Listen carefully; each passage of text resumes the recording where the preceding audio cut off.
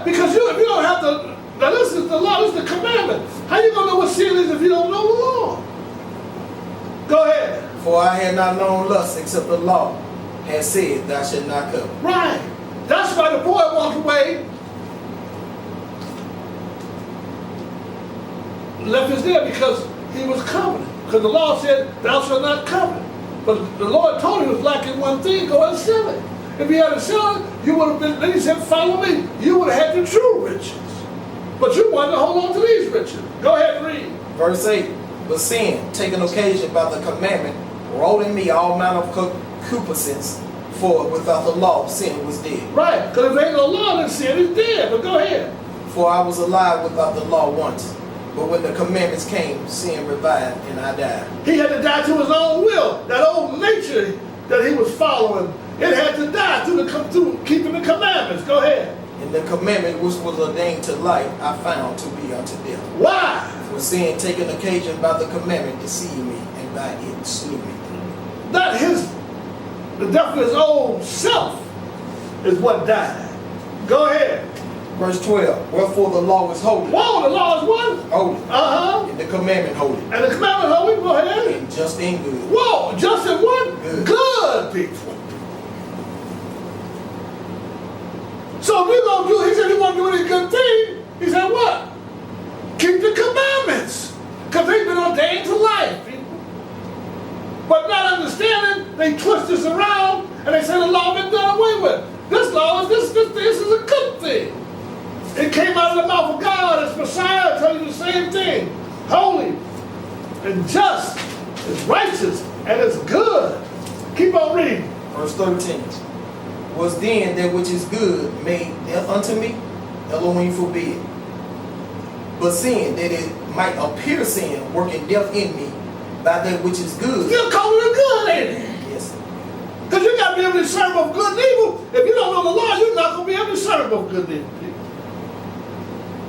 Go ahead. That sin by the commandment might become exceedingly sinful. Because that's how sin becomes exceedingly sinful to you, because you know the law shows you what sin is. And it teaches you how to do good before God. Go ahead. Verse 14. For we know that the law is spiritual. Why? Because it came supernatural. People, the law ain't carnal. The law is spiritual. It came out of the mouth of a supernatural being. It's spiritual. It's his word, people. It ain't like the commandments of men. That came out of the flesh. It ain't like the tradition of men. That came out of man's mind. That ain't spiritual. That's carnal.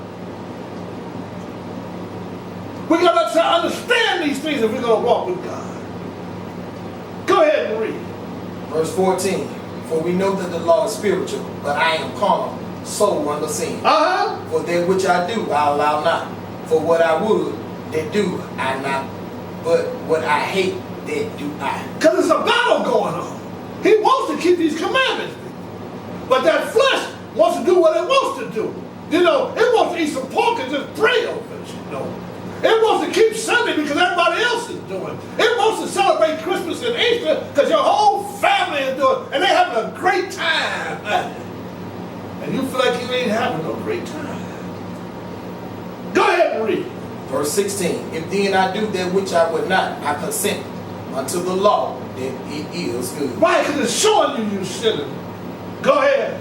Now then it is no more that I do it, but sin that dwelleth in me. What is it? Oh, I ain't got no sin because you don't have the law. You break Sabbath every day. You don't count it as sin.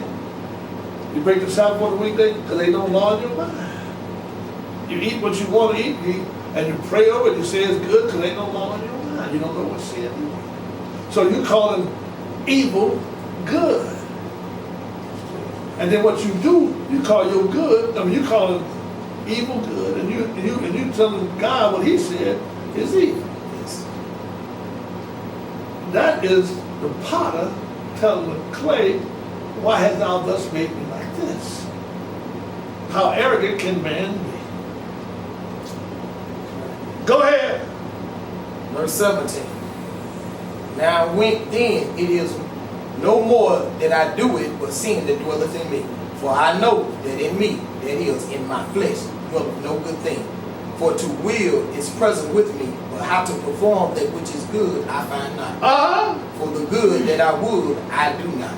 But the evil which I would not, that I do. Go ahead. Now if I do that I would not, it is no more I that do it, but sin that dwelleth. Because we got this old nature in us, people. And it's dwelling in us.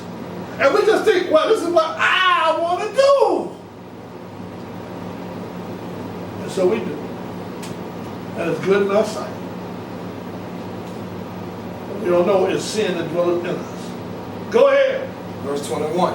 I find then a law, that when I would do good, evil is present with me. Because that's, if you got it in your mind, go ahead. For I delight in the law of Elohim after the inward man. That's your mind, people. Go ahead. But I see another law in my members, warring against the law of my mind, and bringing me into captivity to the law of sin, which is in my members. Because that flesh, is sin dwells in the flesh. Go ahead. O wretched man that I am, who shall deliver me from the body of this devil? I thank Elohim, through Yahshua Messiah, our Lord. So then, with the mind of myself serve the law of Elohim, but with the flesh the law of sin. Yes, sir. What do you serve with the mind? The law. It got to be in your mind. So you can discern both good and evil. Paul wouldn't be able to discern good and evil if he had not the law in his mind. Because the will was present with him. But how to overcome his flesh? He kept trying to figure it out. But look at 2 Chronicles chapter 12. 2 Chronicles 12. We're going to read one verse in there. 2 Chronicles chapter 12. See, they say the Old Testament's no more. So they throw it out the book. They call you a New Testament Christian. Like, you know, he told you it was written to by the law and the prophets. Yes. We gave you a lesson last week. Before this, we called it, what's the one I did on the more sure word of prophecy? The scriptures, you need to learn that. We're going to put all that with these lessons because they're going to all build upon one another. But, what did I say? 2 Chronicles? The book of 2 Chronicles, chapter 12, verse 14. Go ahead and read. And he did evil. They're talking about Rehoboam, the son of Solomon. He did evil. Why? Because he prepared not his heart to seek the Lord. Yes, sir. When you want to seek the Lord, you got to prepare your heart to seek Him. Your mind. He was the king of Israel. And he was supposed to have the law right there in his face. Look at Deuteronomy 17.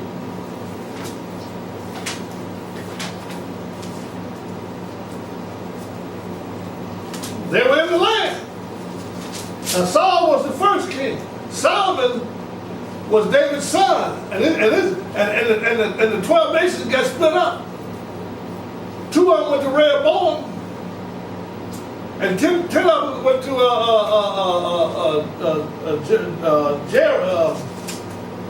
Jeroboam. All you can do is 2 names. Not it was a Jehoshaphat, it was Jeroboam. Anyway, they got split up. I get the names mixed up. I got my tongue tied right now, but I know who it is. I was teaching, and I take you right there. So, verse 14 of 17 of Deuteronomy, chapter 17. Go ahead. The book of Deuteronomy, chapter 17, beginning at the 14th verse. Go ahead. When thou art come unto the land which the Lord thy Elohim giveth thee, and shall possess it, and shall dwell therein, and shall say, I will set a king over me, like as all the nations that are about me. Go ahead. Thou shalt in any wise set him king over thee, whom the Lord thy Elohim shall choose. One from among thy brethren shalt thou set king over thee. Thou mayest not set a stranger over thee, which is not thy brother. Don't no Gentile know how am I supposed to be over Israel. No kind of way. Verse 18. Verse 18. And it shall be, when he sitteth upon the throne of his kingdom, that he shall write him a copy of this law in a book, out of that which is before the priests, the Levites. And it shall be with him, and he shall read therein all the days of his life, and he may learn to fear the Lord, his Elohim, to keep all the words of this law and these statutes to do them. So Rehoboam didn't prepare his heart to seek the law of the Lord. See that? Look at Ezra chapter 7. So he did evil in the sight of the Lord. Caused Israel to sin. Ezra chapter 7. How you going to discern both good and evil if you ain't got the law? You're going to do all your stuff out of your flesh because you got that battle going on and the flesh is going to win every time. Ezra 7.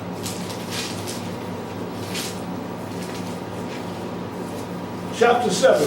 Verse